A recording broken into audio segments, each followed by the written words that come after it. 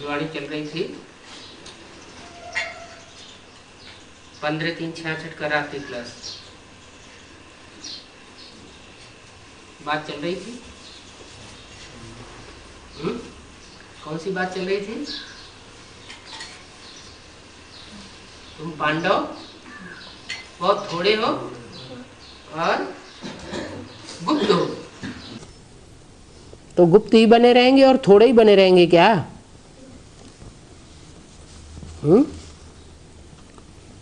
इसलिए बोला अभी बहुत होने के हैं।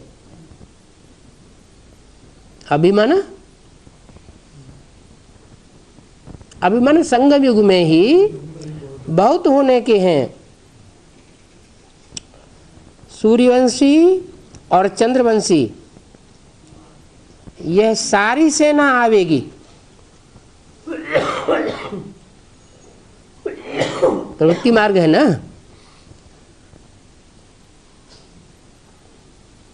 भारतीय परंपरा में 2 कुलों से प्रवृत्ति बनती है।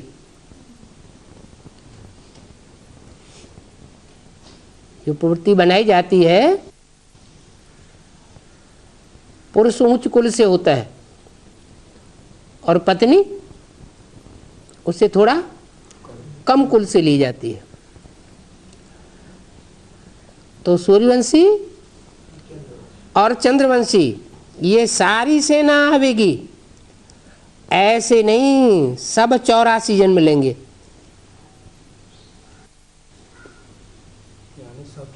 ब्राह्मणों की दुनिया में ऐसा नहीं है कि सारे ही 84 जन्म लेने वाले हैं। कोई कम जन्म लेंगे, कोई 84 जन्म लेंगे।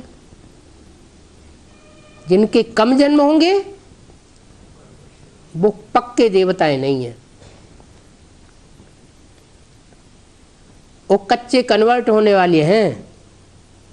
कच्चे ब्राह्मण बनते हैं, कच्ची पवित्रता धारण करते हैं तो कच्चे देवता बनते हैं। कच्चे देवता बनते हैं तो द्वापर युग से दूसरे धर्मों में कन्वर्ट हो जाते हैं। जो कब पढ़ते और कब नहीं पढ़ते वो तो पीछे आवेंगे ना। माना पढ़ाई पर पूरा ध्यान नहीं देते हैं तो पीछे आवेंगे। ये नहीं बताया कि जो पीछे आने वाले हैं वो पीछे आवेंगे। चाहे बेसिक नॉलेज में चाहे एडवांस नॉलेज में पीछे आए हैं तो पीछे हो जावेंगे। नहीं, क्या बताया? चाहे पहले आ जाएं बेसिक में या एडवांस में और चाहे बाद में आए, लेकिन अगर कम पढ़ते हैं, कब कब पढ़ते हैं कब कब नहीं पढ़ते हैं, रेगुलर पढ़ाई नहीं पढ़ते हैं, लगन से नहीं पढ़ते हैं तो वो पीछे आवेंगे। पीछे आवेंगे माना सतयुग के आदि से आने वाले नहीं होंगे, पूरे 84 जन्म लेने वाले नहीं होंगे। सतयुग के दूसरे जन्म में आवेंगे, तीसरे जन्म में आवेंगे, चौथे जन्म में आवेंगे, कम जन्म लेने वाले होंगे। सभी देवी देवता 84 जन्म नहीं लेंगे। सतयुग में कितने होते हैं? 2 करोड़। और त्रेता के अंत तक होते हैं 10 करोड़। और कलयुग के अंत तक देवात्माएं कितनी आती हैं? 33 करोड़ देवात्माएं आती रहती हैं। हर धर्म की आत्माएं अंत तक आती रहती हैं। लेकिन सबके जन्म एक जैसे नहीं हैं। सूर्यवंशी बहुत होंगे जो 84 जन्म लेंगे। कितने होंगे? ज्यादा से ज्यादा कितने होंगे? 9 लाख होंगे। आसमान में 9 लाख सितारे गाए जाते हैं। रानी का 9 लाखा हार गाया जाता है। और 9 लाख सितारे हैं, चैतन्य आत्मा रूपी सितारे हैं जो गले का हार बनते हैं। राजा रानी से पूरा प्यार लेते हैं, जैसे माँ बाप बच्चों को प्यार देते हैं।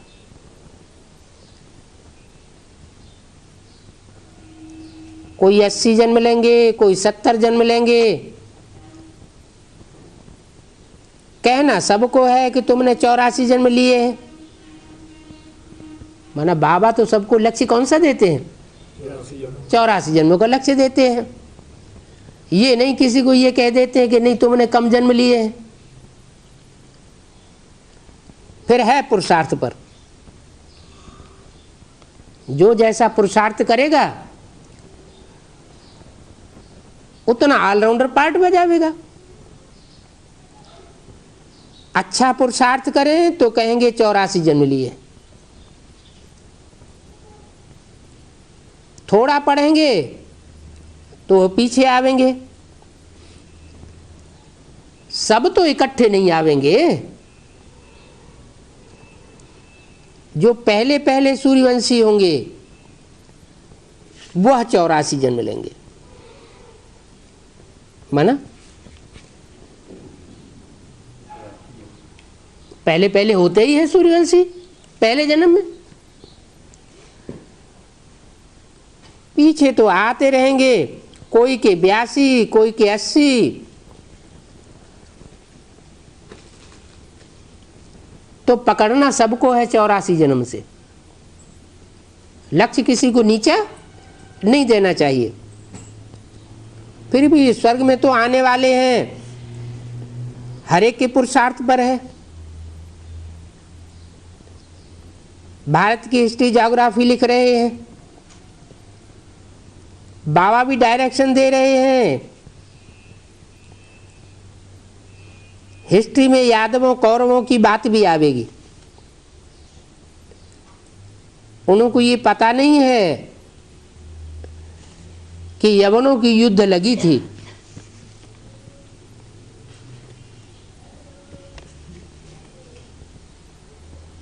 क्या लड़ाई कौन लड़ते हैं? पांडव लड़ाई नहीं लड़ते हैं। जो पंडा के असली पुत्र होंगे वो कोई प्रकार का स्थूल युद्ध नहीं करेंगे, संकल्पों का भी युद्ध नहीं करेंगे, बाचा से भी तू मैं नहीं करेंगे। जो यवन होंगे, यवन किसको कहा जाता है? मुसलमानों को। तो यहाँ ब्राह्मणों की संगमी की दुनिया में भी जो यवनों की शूटिंग कर रहे होंगे। भारतवर्ष में मुसलमानों का बड़ा मेला कहाँ लगता है?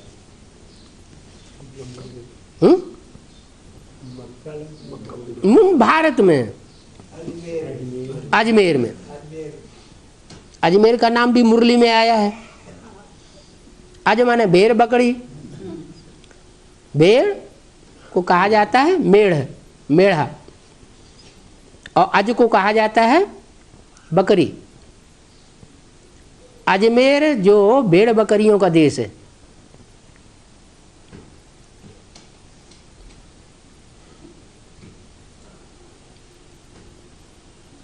वहाँ ब्रह्मा की भी मूर्ति रखी हुई है। यादगार एक मंदिर है, एक ही मंदिर है।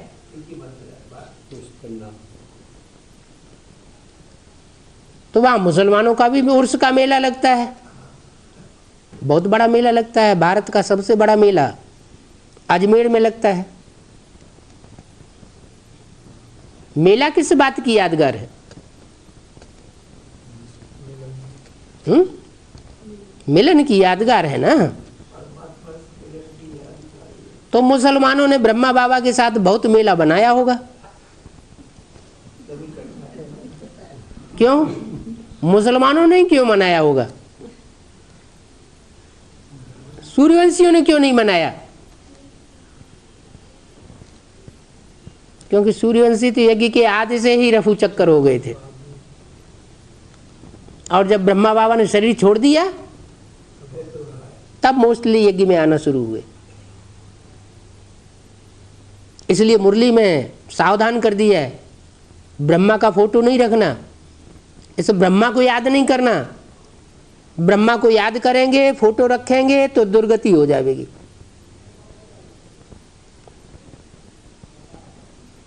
क्योंकि जैसे को याद किया जाता है वैसे ही अंत मते सुगति हो जाती है। देखने में भी आता है, जिन्होंने ब्रह्मा के साकार चोले से बहुत प्यार किया और अभी भी फोटो रख करके शरीर छोड़ने के बाद उसे याद करते रहते हैं। ब्रह्मा को ही गीता का भगवान मानते हैं कि कृष्ण की सोली ही गीता का भगवान है, वो ही साकार रूप है भगवान का दुनिया में, और दूसरा कोई साकार रूप नहीं है। तो ऐसी याद जिनकी बुद्धि में समाई हुई है, वो देखा जाता है जब शरीर छोड़ते हैं तो अचानक मौत होती है। जैसे ब्रह्मा बाबा का हार्ट फेल हुआ था, मोस्टली उनका भी हार्ट फेल होता है।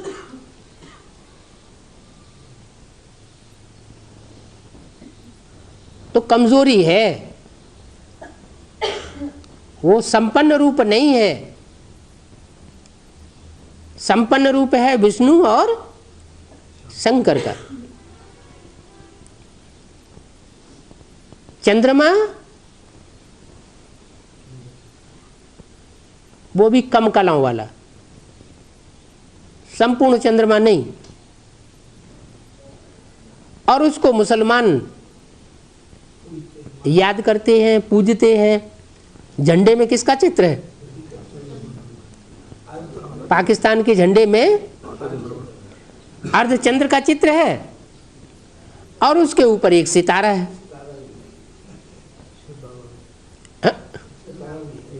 सितारा शिव बाबा का नहीं है। चंद्रमा के ऊपर जो सितारा है उसके लिए मुरली में इशारा दिया है। इन सभी सितारों में सबसे जास्ती खातिरी किसकी होती है? हैं? नहीं, मुरली में बोला इन सभी सितारों में सबसे जास्ती खातिरी किसकी होती है? कुमारिका की। तो चंद्रमा के ऊपर कौन हुआ? चंद्रमा की बुद्धि में विशेष रूप विषय ऊंची स्टेज में कौन समाया हुआ है? कुमारिका। प्रैक्टिकल में देखा जाए तो भाइयों में विश्वेश्वर भाऊ थे, जिनके ऊपर बाबा ने यज्ञ का सारा कारोबार सौंपा हुआ था। कन्याओं माताओं में कुमारिका।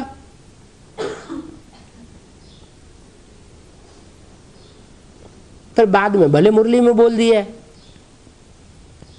इस दुनिया में जिनका बहुत मान है वो बड़े से बड़े भ्रष्टाचारी समझो।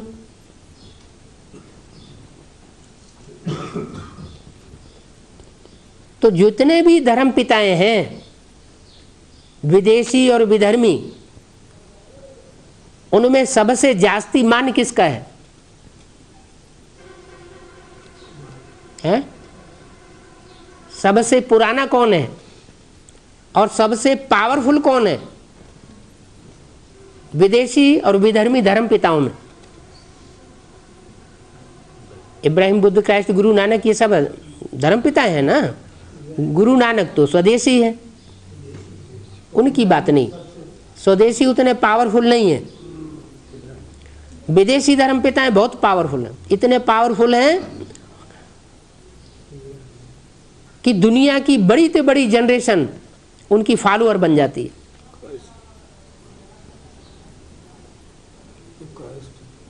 हैं? क्राइस्ट भी, इब्राहिम, क्राइस्ट से भी पहले इब्राहिम आया। तो जितना ज्यादा पावरफुल हुआ उतना ही पहले आता है। तो इससे क्या साबित हुआ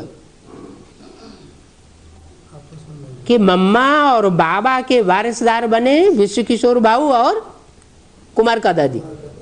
और प्रैक्टिकल में भी अभी क्या देखने में आ रहा है, यज्ञ में सर्वे सर्वा कौन है? बाबा के जीवित रहते तक विश्व किशोर भाऊ, और उनके शरीर छोड़ने के बाद, मम्मा के शरीर छोड़ने के बाद कुमार का दादी। तो शूटिंग तो हो गई किस बात की? मम्मा बाबा की गद्दी सतयुग में कौन हासिल करेंगे?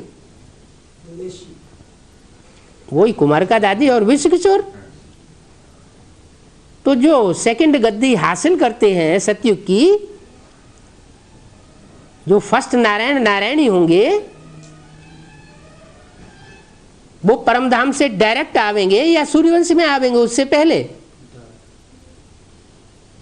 उनका एक जन्म कम होगा या पूरे 84 जन्म हो जाएंगे? एक जन्म कम हो जाएगा। वो एक जन्म जो कम हो जाता है वो सिर्फ एक बात के कारण कम हो जाता है।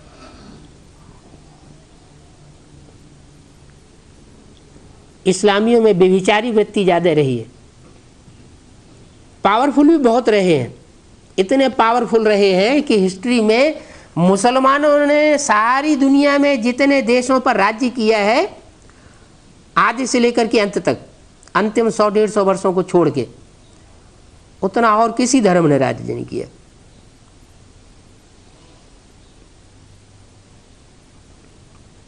लेकिन व्यभिचार का पोषण करने वाले रहे। वो व्यभिचारी वृत्ति जो है वो उन आत्माओं को बड़ी जल्दी नीचे गिराती है। जैसे इब्राहिम का आधार मूर्त है जिसमें इब्राहिम प्रवेश करता है, वो सतयुग में देवता था दूसरे जन्म का, और 2500 वर्ष पूरे भी नहीं हो पाते, और वो दुनिया की सबसे जास्ती पतितात्मा बन जाती है। क्यों? जो जास्ती पतित होते हैं उन्हीं में ऊपर से आने वाली आत्मा उन्हीं देवताओं में प्रवेश करती है। इसलिए मुरली में बोला है 33 करोड़ देवताओं में से एक एक में ऊपर से आने वाली सोल का प्रवेश होता है। क्राइस्ट आदि प्रवेश करते रहते हैं। तो इब्राहिम आता है, इब्राहिम जिनका आधार लेता है, वो आत्माएं सबसे जास्ती पतित हो जाती हैं। क्यों पतित हुई? क्योंकि देवताएं जो पहले जन्म में, द्वापर युग के पहले जन्म में नीचे गिरते हैं, उनमें जोर से व्यभिचार चलता है। इब्राहिम आते ही दृष्टिवृत्ति को करप्ट करना शुरू कर देता है।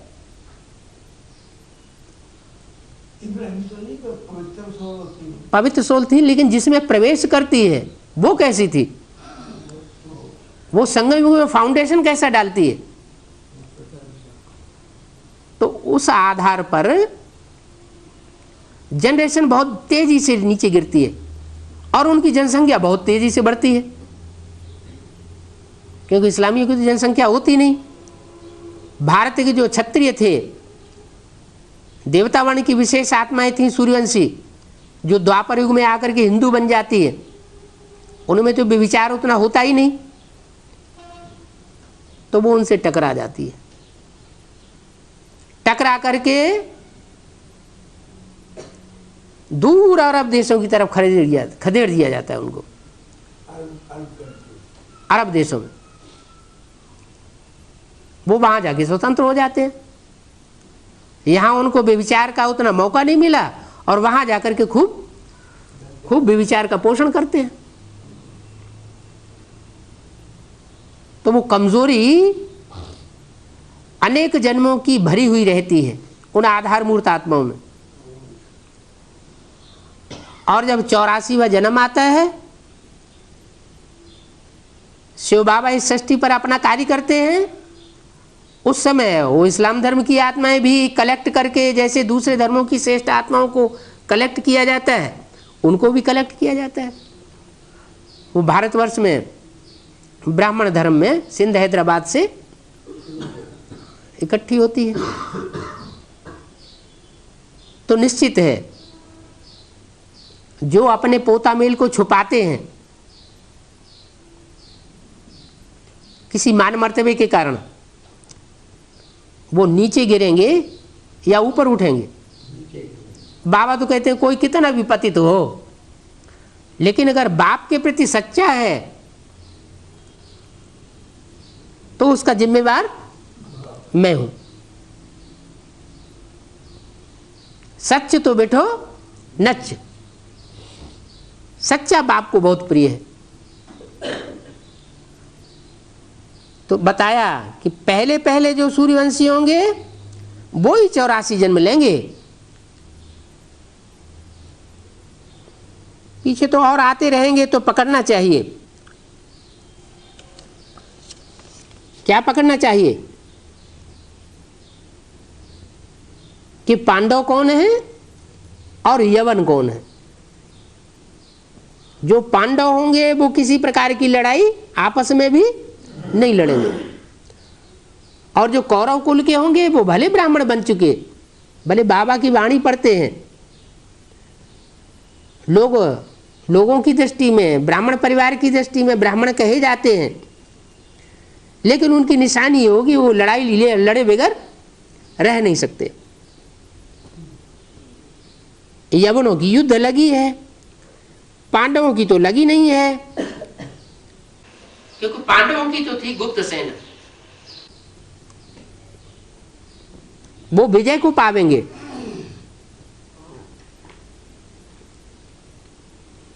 जो गुप्त सेना गुप्त रहते हैं पुरुषार्थी जीवन में, जितना ज्यादा गुप्त रह करके पुरुषार्थ करते हैं, उनका पद मान मर्तबा सब कुछ गुप्त होता है।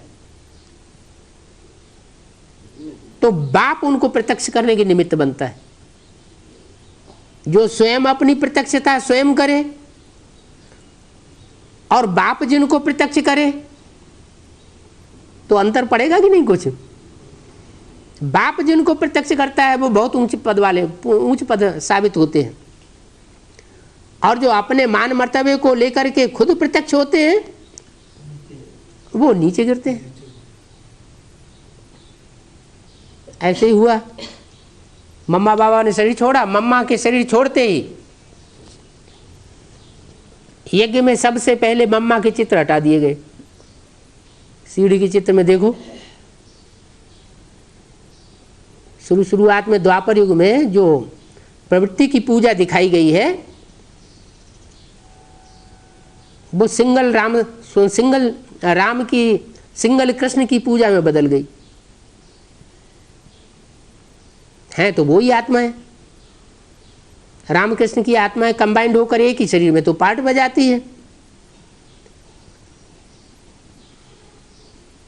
तो मम्मा बाबा का जैसे चित्र लगाया जाता था यज्ञ के आदि में,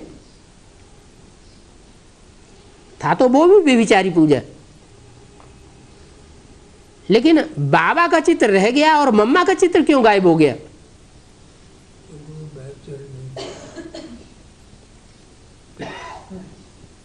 क्योंकि जगदम्बा बनने की आस होती है, तो फिर ईर्ष्या देश जागृत हो जाता है।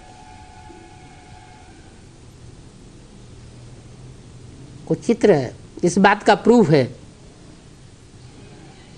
जो 30 बाई 40 इंच के चित्र बने थे बाबा मम्मा बाबा के समान जमाने में, सन 76 से जिनमें ये बात साबित होने लगी, तो जैसे ही एडवांस पार्टी के द्वारा ये बातें साबित हुई, वैसे ही 4 चित्र उन्होंने गुम कर दिए। 30 बाई 40 इंच के चित्र बिल्कुल नदारद, उनके ब्लॉक ही खत्म कर दिए। है ही नहीं, हैं भी तो कहीं पड़े होंगे कॉर्नर में, कोई पूछता नहीं। माना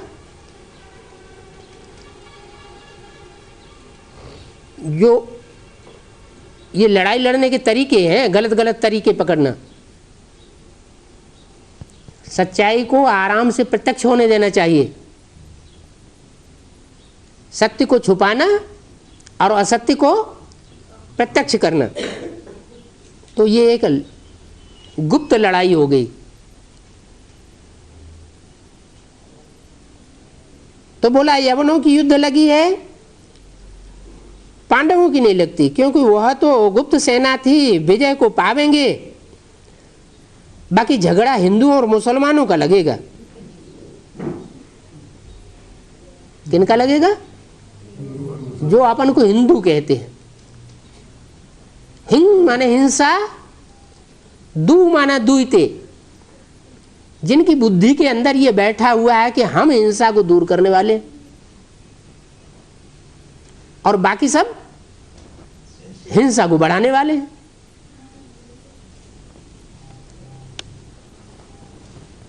उस वर्ग में एक तो बौद्धि धर्म आता है। बौद्धि भी क्या समझते हैं? अहिंसा परमो धर्म, हम अहिंसा को दूर करने वाले हैं। अच्छा, ब्राह्मणों की दुनिया में स्थूल हिंसा की बात है या सूक्ष्म अपवित्रता की हिंसा की बात है? कौन सी हिंसा की बात है? अपवित्रता की हिंसा की बात विशेष है। स्थूल हिंसा भी है, लेकिन अपवित्रता बहुत बड़ी हिंसा मानी जाती है। तो बौद्धियों की हिस्ट्री में देखा जाए, शुरुआत के जब सात्विक स्टेज के थे तो 500 साल उनका राज्य चला, स्थूल पवित्रता धारण की, और 500 साल के बाद बौद्ध धर्म नेस्त नाबूद होने लगा। उनकी राजाई दिखाई नहीं पड़ती हिस्ट्री में। कारण क्या हुआ? क्यों गिरावट आई? वो गिरावट आई किस लिए? कि वो बौद्ध धर्म की आत्मा इस्लामियों से प्रभावित हो गई।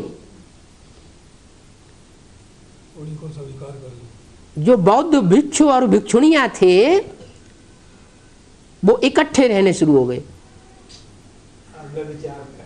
तो इकट्ठा रहेंगे तो व्यभिचार फैल गया। व्यभिचार फैला और बस आपस में डिसयूनिटी होना शुरू हो जाती है।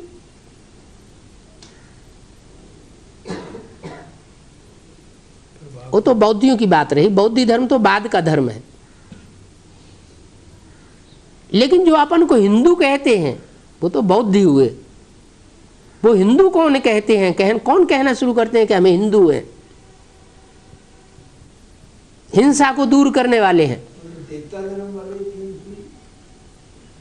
उनमें भी दो प्रकार के हैं ना, एक सूर्यवंशी और चंद्रवंशी। चंद्रवंशी माना जो ब्रह्मा को फॉलो करने वाले।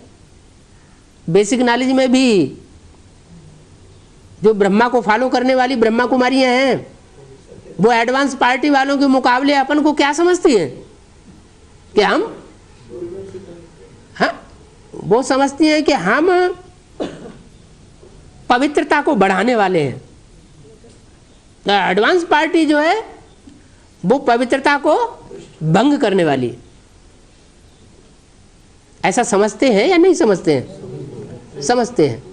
लेकिन उनको ये पता नहीं है कि असली पवित्रता सन्यासियों की पवित्रता नहीं होती है। क्या? असली पवित्रता है देवताओं की पवित्रता। साथ साथ रहो, साथ साथ खाओ, साथ साथ खेलो, साथ साथ सो, फिर भी पवित्र बन करके दिखाओ। इंद्रियों पे कंट्रोल करके दिखाओ। तो उस आधार पर जो भी सरेंडर्ड ब्रह्मा कुमार कुमारियों का वर्ग है,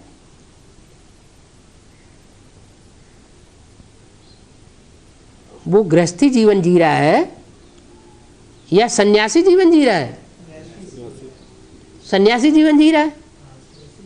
तो सन्यासियों की पवित्रता में और देवताओं की पवित्रता में तो भारी अंतर है। ये अंतर भक्ति मार्ग में भी देखा जा रहा है। कैसे? सन्यासी लोग जो हैं वो लक्ष्मी नारायण के मंदिर में जाकर के उनको माथा टेकते हैं। भले शिव के पुजारी होते हैं फिर भी लक्ष्मी नारायण को माथा टेकते हैं। माना उनकी बुद्धि में भी है कि पवित्रता हमारे के मुकाबले इनमें जात से ऊंची है। तो सन्यास धर्म की पवित्रता है कायरता वाली पवित्रता, और देवताओं की पवित्रता है श्रेष्ठ पवित्रता। तो जो चंद्रवंशी होते हैं वो अपन को समझते हैं कि हम हिंदू हैं, माने हम हिंसा को दूर करने वाले हैं। बाकी सब जो हैं सूर्य वंश हो, चाहे बौद्ध वंश हो, चाहे इस्लाम वंश हो, चाहे क्रिश्चियन वंश हो, ये सब है इम्प्योरिटी को बढ़ाने वाले। तो इन दोनों की लड़ाई लगती है, हिंदुओं की और मुसलमानों की। हिंदुस्तानियों में बहुत ऐसे भी होंगे जो पांडव होंगे, माने सब हिंदू नहीं होंगे, सब इस्लामी नहीं होंगे, सब बौद्ध क्रिश्चियन नहीं होंगे। उनमें बहुतों का ऐसा नंबर है जो बाबा जो पंडा बन करके आता है, रास्ता बताने वाला, सही रास्ता सही स्थान पर पहुंचाने वाला। पंडे का काम क्या होता है? पंडे का काम होता है तीर्थ यात्रा कराना। तीर माना किनारा, था माना स्थान, एक किनारे के स्थान पर ठिकाने लगाने वाला। नहीं तो भवसागर में सब डुबकी मार रहे हैं, गोते खा रहे हैं, किसी को ठिकाना मिल नहीं रहा है। तो वो ऊंचे से ऊंचा पंडा इस सृष्टि पर आकर के ऐसा रास्ता बताता है कि इस ठिकाने पर पहुंचो। तो भारतीय परंपरा में जितने भी तीर्थ हैं उन सब तीर्थों का भांजा माना जाता है कंपिला को। क्या? जैसे माउंट आबू को बाबा ने कहा ऊंचे से ऊंचा तीर्थ है, वो तो बेसिक नॉलेज के हिसाब से है। क्या नाम है? माउंट आबू। क्या? जहां दुनिया की बदबू वाली आत्माएं इतनी आकर के इकट्ठी हो जाएं कि पहाड़ बन जाए। अब ये देवताएं, देवता धर्म की आत्माएं, ये 33 करोड़ जो देवताएं हैं वो तो बहुत पुराने हैं। सबसे जास्ती तमो प्रधान कौन बनते हैं? देवता ही बनते हैं। तो ज्यादा पुरानी चीज तो सड़ी गली हो जाती है ना, बहुत तामसी हो जाती है। तो सबका पहाड़ जहां इकट्ठा हो जाता है जाकर के उसको का नाम दे दिया है माउंट आबू। वो तो बेसिक नॉलेज की हद की बात हुई। लेकिन बाप दादा अपना कार्य संपन्न करने के लिए ब्रह्मा का शरीर छूटने के बाद जो स्थान परिवर्तन करते हैं ईश्वरीय सेवा के लिए, जैसे अव्यक्तवाणी में बोला है, जैसे तुम बच्चे सेवा स्थान चेंज करते हो, ट्रांसफर होते हो, वैसे बाप दादा ने भी सेवा स्थान चेंज किया है। चेंज किया है का मतलब माउंट आबू छोड़ दिया। कहाँ चेंज किया वो नहीं बताया, इशारे दिए हैं। मगध देश में भगवान आते हैं, ऐसा कहीं शास्त्रों में लिखा हुआ है, ये इशारा दिया मुरली में। फिर बोला गंदे गांव में आते हैं,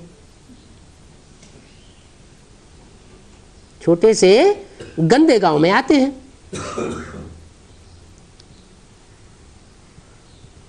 फिर बोला फरुखाबाद की तरफ मालिक को बहुत याद करते हैं। वो मालिक निराकार है या साकार? निराकार तो विश्व का मालिक बन न सके।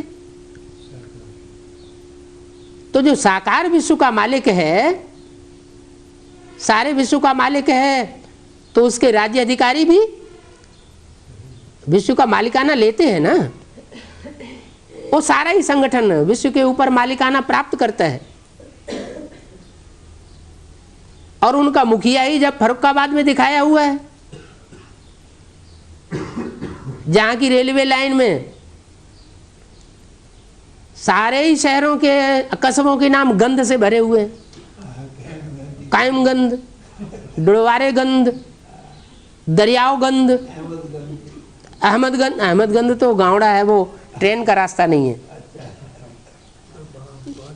हैं? हाँ, खुदाएगंज, गुरसहायगंज, हाँ, गुरु जी की सहायता करने वाली गंध। ऐसे ऐसे नाम रखे हुए।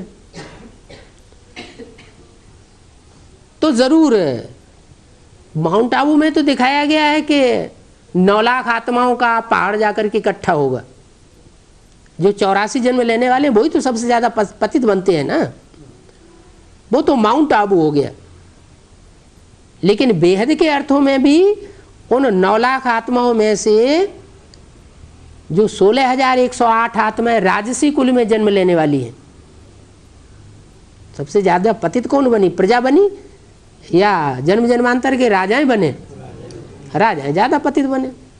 तो जो 16,108 का कुल है, उसमें से भी जो आधी आत्माएं हैं वो जाकर के काम्पिल्य नगर में शरण लेती है। पांडव शरण कहाँ लेते हैं? शास्त्रों में कहाँ शरण दिखाई गई है उनको? काम्पिल्य नगर में जाकर के कुमारों के यहाँ शरण ली। और बड़े से बड़ा कुम्हार तो प्रजापति नाम दे दिया है शास्त्रों में। तो बताया हिंदुस्तानियों में भी ऐसे बहुत होंगे जो पांडव होंगे, लेकिन है उनमें विशेषता क्या है? उनमें शिफ्ट क्या है? हैं तो बहुत पतित। वो हिंदू लोग भी कहते हैं कि हम हिंसा को दूर करने वाले हैं, बाकी सब हिंसा को बढ़ाने वाले हैं। चलो ठीक है, बढ़ाने वाले भी सही, लेकिन उनमें एक शिफ्ट है, विशेषता है। क्या? पंडा को फॉलो करने की। पंडा जैसे जैसे उनको चलाता है उसी स्थान पर पहुंच जाते हैं। जो तीर्थ यात्रा कराने वाला पंडा होता है, अगर उसके बताए हुए निशानों पर कोई न चले, उस रास्ते पर न चले, तो तीर्थ यात्रा कैसे करेगा? तो वो ऊंचे से ऊंचे तीर्थ में पहुंचाने वाला पंडा, उसको जो फॉलो करने वाले पांडव हैं, वो पांडव भी बहुत होंगे, उनकी भी संख्या थोड़ी नहीं है। परंतु अपने को बचाने के लिए मुसलमानों से लड़ाई तो करनी पड़ेगी। क्या? ये भी एक सिद्धांत बना दिया। क्या? कि बाहुबल नहीं चलाना है, पांडवों को किसी से लड़ाई भी नहीं लड़नी है, लेकिन आत्मरक्षा करनी है या नहीं करनी है? हैं? आत्मरक्षा करने का अधिकार है या नहीं है? वो तो सभी को है। तो वो भी एक तरह की लड़ाई हो गई कि हमें अपने धर्म के सिद्धांतों पर भी मजबूत रहना है, और सिद्धांतों पर मजबूत रहते हुए भी किसी से लड़ाई भी नहीं लड़नी है, स्थूल लड़ाई भी नहीं लड़नी है। हमें संकल्पों से भी किसी का बुरा नहीं करना है, वाचा से भी किसी को गालियां नहीं देनी है। सत्य बात कहने की बात अलग है। चोर को चोर ही कहा जाएगा। कोई चोरी करके जा रहा है गट्ठर बांध करके, तो ये कहा जाए नहीं, ये चोर नहीं जा रहा है, साहूकार जा रहा है, इसको सच्चाई कहेंगे? हैं? और गुरु नानक ने भी तो कहा असंख्य चोर में हराम खोर। तो क्या गुरु नानक का ये कहना क्या गाली हो गई? ये गाली थोड़ी है, तो सच्चाई है। तो जो सच्चाई है, सचखंड स्थापन करने के लिए सच्चाई तो बोलनी पड़े। लेकिन चोर को अगर ये पता चलता है कि हमको चोर कहता है, भले चोर है, चोरी करके जा रहा है, लेकिन अगर उसको ये पता चलेगा इसने बताया कि हम चोर हैं चोरी करके, तो वो लड़ाई लड़ेगा, हमला जरूर करेगा। तो इसलिए बताया अपन को बचाने के लिए मुसलमानों से लड़ाई करनी पड़ेगी। कृष्ण ने भी कंस से लड़ाई लड़ी, गांवों में भागा भागा फिरता था। है कहां की बात है? संगम की बात है ना। शंकर जी ने भस्मासुर से लड़ाई लड़ी, क्या करता था? सारी दुनिया में भागा भागा फिरा, कहीं शरण नहीं मिली, तो आखिर विष्णु जी ने आसरा दे दिया। उन्होंने मोहिनी रूप धारण किया और भस्मासुर को भस्म कर दिया। शंकर जी की सांस आ गई, जान में जान आई।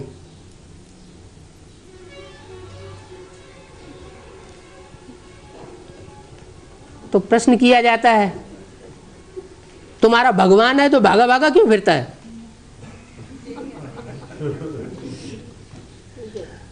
अरे लड़ाई तो लड़नी है ना, बिना लड़ाई के राजाई मिलती है क्या? लड़ाई भी करनी है और साथ साथ में हिंसा भी नहीं करनी है। तो बोला मुसलमानों से लड़ाई तो करनी पड़ेगी, प्रदर्शनी कमेटी को दिखाया जाए, समझाया जाए तो बहुत समझ जाएंगे।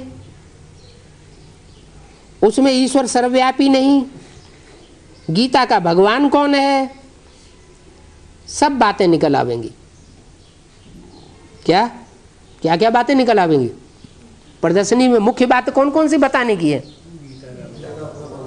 गीता का भगवान सबसे मुख्य मुद्दा है। वो ज्ञान रत्नों की ऐसी प्रदर्शनी की जाए जिससे ये साबित हो कि गीता का भगवान कृष्ण नहीं है, गीता का भगवान निराकार शिव शंकर भोलेनाथ है। ये बात कैसे साबित करें? इसका फाउंडेशन कहां से पड़ा? ये फाउंडेशन किसने डाला? गीता का भगवान तो निराकार शिव शंकर भोलेनाथ था, फिर कृष्ण का नाम किसने डाल दिया? शूटिंग पीरियड में जिसने नाम डाला होगा वही ब्राडडामा में गीता का भगवान कृष्ण डाल देता है, शिव को छुपाए देता है। संगम में कैसे डाला गया? कृष्ण की आत्मा कौन? ब्रह्मा बाबा। ब्रह्मा बाबा के लिए कितना बाबा ने बोला इसको याद नहीं करना है, मां का रिगार्ड रखना है, लेकिन उसको याद नहीं करना है।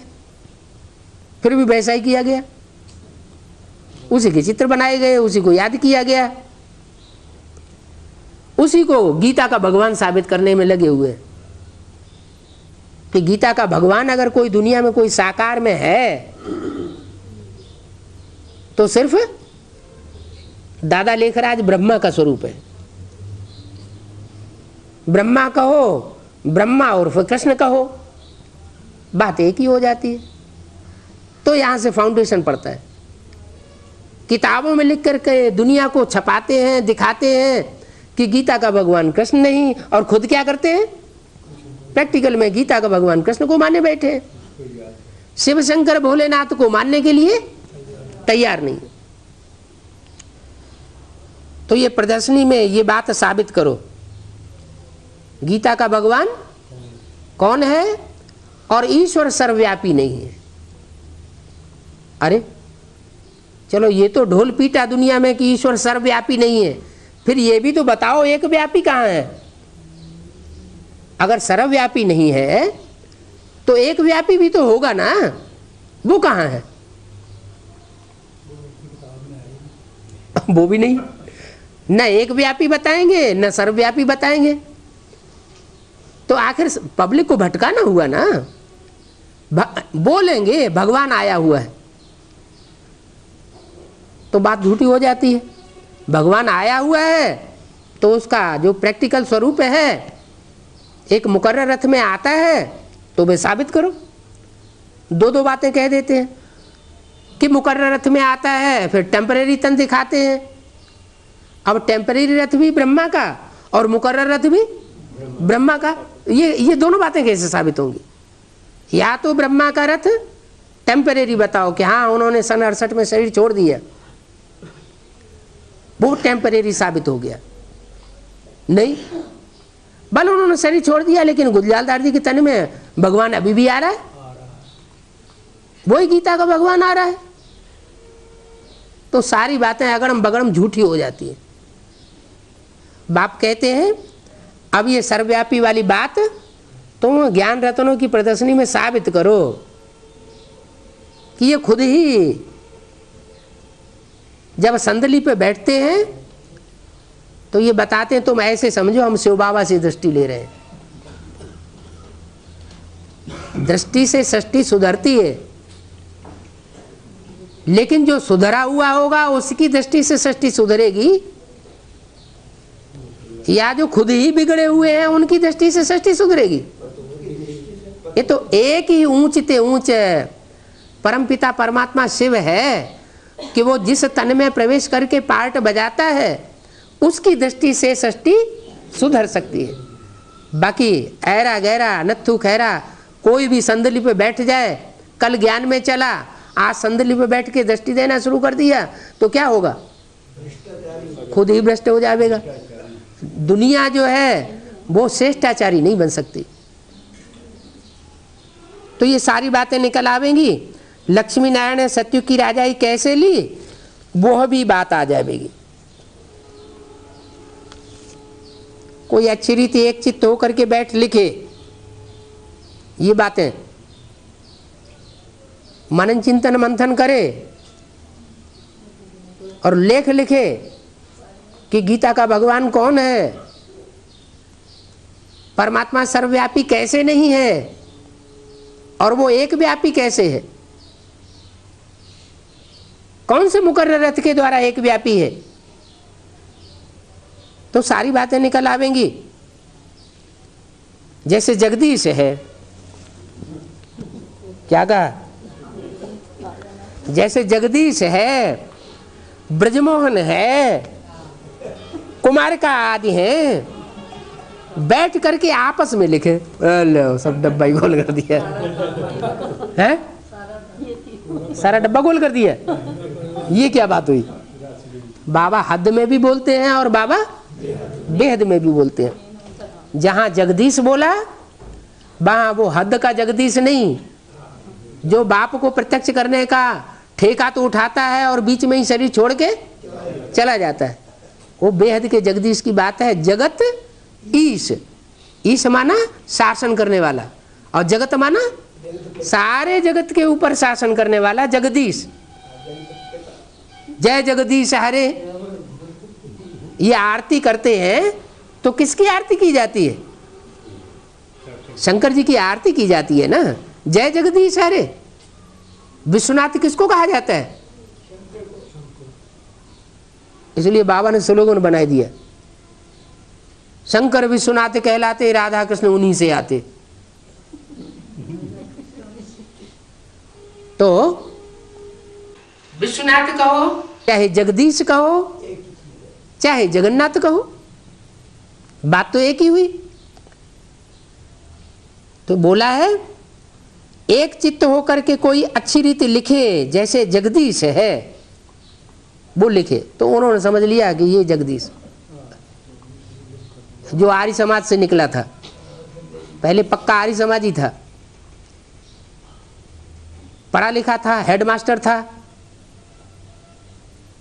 तो जैसे ही बेसिक नॉलेज में आया, बाबा ने समझा ये अच्छा आदमी यज्ञ में आ गया, अब जरूर बाप की प्रत्यक्षता हो जाएगी। फिर दूसरा नाम किसका बोला? ब्रजमोहन। किसको मोह लेने वाला? ब्रज को मोह लेने वाला। ब्रजभूमि में तो गोपियां रहती हैं ना, उन गोपियों को मोह लेने वाला, गोप गोपियों को मोह लेने वाले का नाम रख दिया ब्रजमोहन।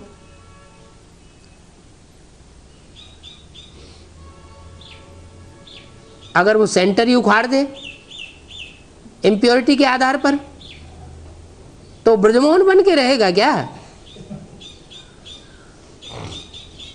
वो बेहद की बात है। ब्रजमोहन कृष्ण को कहा जाता है, जो कृष्ण का पार्टधारी है।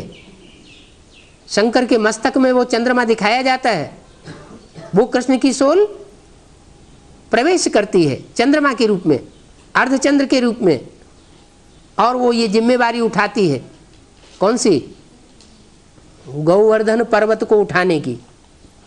नाम क्या दिया? गौवर्धन, गौओं को बढ़ाने वाला पहाड़, गौओं की सुरक्षा जिसमें की गई। गौ किसको कहा जाता है? जानवर गौओं को। वो सन्यासी तो बाहर की दुनिया के जानवर गौओं की पूजा करते हैं।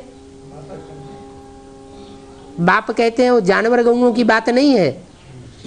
भारत की कन्याएं जो हैं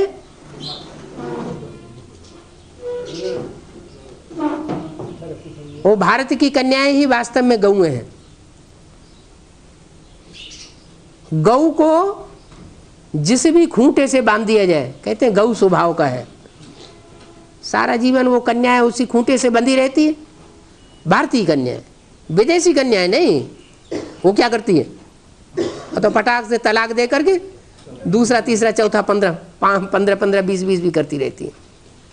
भारत की कन्या की ये विशेषता है क्या कि माँ बाप जिस खूंटे से बांध देते हैं, सारा जीवन सीधी सादी बन करके वहाँ रहती है, अपने कुल का निर्वहन करती है। तो वो भारत की गौएं, उनकी सुरक्षा की बात है। वो माताएं और वो कन्याएं जो अपने जीवन में एक पतिव्रत का व्रत लेकर के रहती है, उन गौओं की बात है। उन गौओं का पालन पोषण, उन गौओं का वर्धन संवर्धन वो कृष्ण के द्वारा हुआ था। वही कृष्ण की सोल अभी भी वो स्थापना का कार्य कर रही है। सारी दुनिया कन्याओं माताओं को ठुकरा रही है और वो आकर के उनका मान बढ़ाए रहा है। तीसरा नाम किसका लिया? कुमारका का। नाम क्या रखा? कुमारका, कुमारी, कुमारी जीवन बिताने वाली। तो ब्राह्मणों की नजरों में एक वाक्य और बोला हुआ है, बड़ों बड़ों की छुपी हुई रहती है। जो बड़े मान मर्तबा वाले होते हैं कि सब छुपी रहती है, उनको कोई नहीं उंगली उठाता। और छोटे छोटे मर्तबे वाले होते हैं, वो थोड़ी सी गलती कर देते हैं तो चारों तरफ दुनिया में प्रत्यक्ष कर दी जाती है।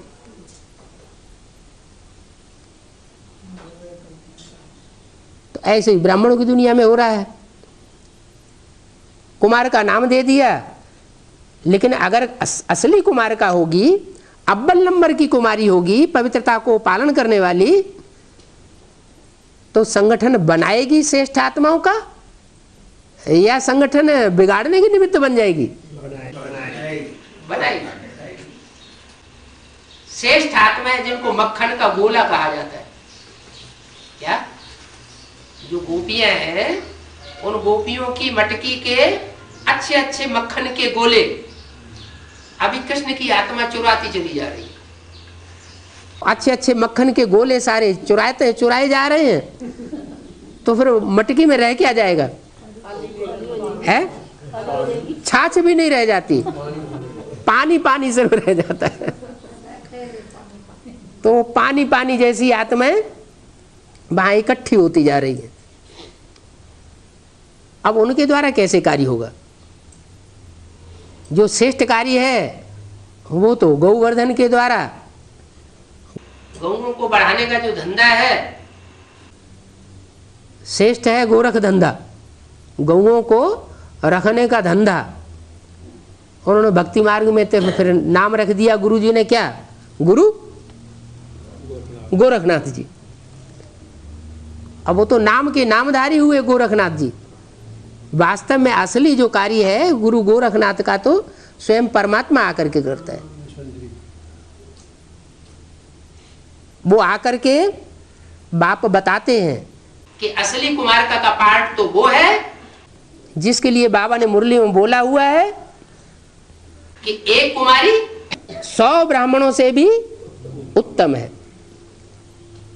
अगर कुमारी जीवन है ज्ञान यज्ञ में चलने के बाद, ज्ञान यज्ञ में चलने से पहले की बात नहीं है, ज्ञान में आने के बाद, तो पवित्र कुमारी होगी तो अपनी प्योरिटी के बल से क्या करेगी, यूनिटी बना लेगी, संगठन तैयार कर लेगी। उसको रानी मक्खी के रूप में मिसाल दिया है। जैसे रानी मक्खी होती है, उड़ती है, तो उसके पीछे पीछे सारा झाड़ जाता है। तो ऐसे ही ब्राह्मणों की यज्ञ में कोई रानी मक्खी है, जब पाला बदलेगी, उड़ेगी, तो उसके पीछे पीछे सारा असिस्टेंट जो ब्रह्मा कुमारियां हैं अभी बंधी पड़ी है, जिनके लिए शास्त्रों में बात आई है कि 16,000 कुमारियों को जरासंधी ने अपनी जेल में डाला हुआ, वो सब स्वतंत्र हो जाएंगे। जोर से आवाज निकलेगा प्रत्यक्षता का।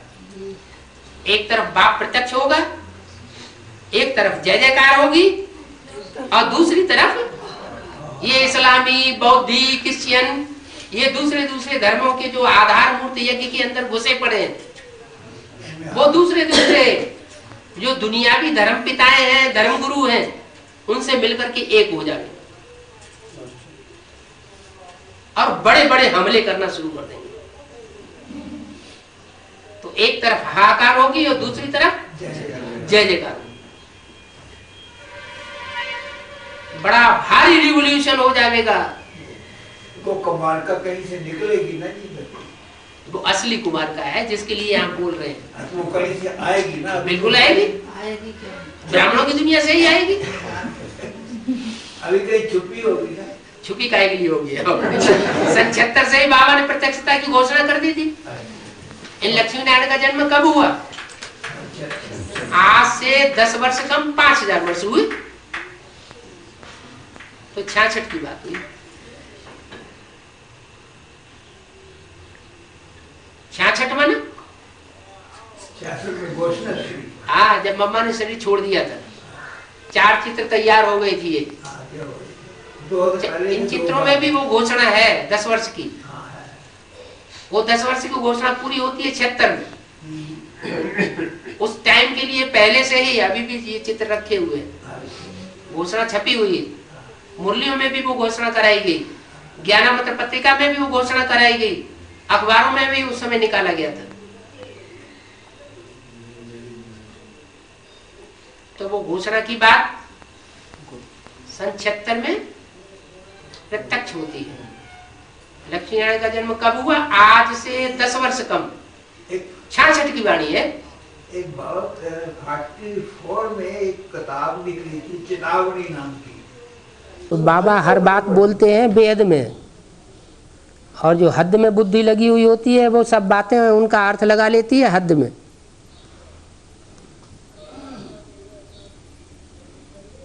अभी बेहद की बुद्धि में हर समय रमण करना क्या टाइम है। हद की दुनिया जाने वाली है। अब हद में बुद्धि लगे रहने से काम चलने वाला नहीं है। बाबा ने गारंटी दी हुई है, मेरे बच्चों का पेट जरूर भरेगा। दुनिया भले अकाल पड़ेगा, भूखों रहे, प्यासी रहे, लेकिन मेरे बच्चे भूख प्यासे रहने वाले नहीं है। तो निश्चिंत हो जाना चाहिए, जो कार्य करना है उसमें लग जाना चाहिए।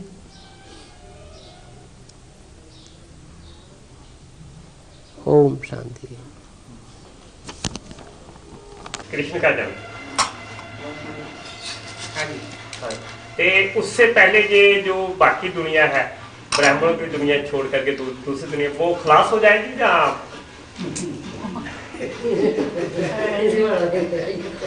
आधे पुण्यात्मा और आधे पापात्मा बचेंगे। अच्छा,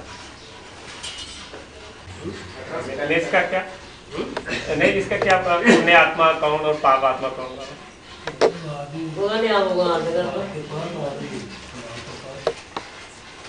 जो विजय माला निकलनी है हाँ जी, वो पुण्यात्मा है या पापात्मा है? वो पुण्य आत्मा है। और भारत की रानियां बन के रही है, उन्होंने तो पाप नहीं किए हैं ज्यादा,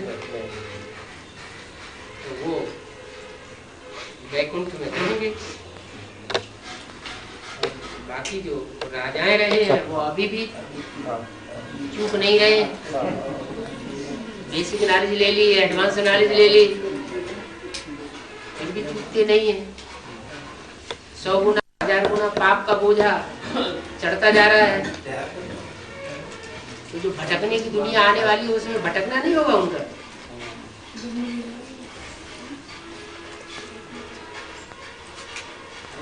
इसलिए बोला आधे पापात्मा बचेंगे, आधे पुण्यात्मा बचेंगे।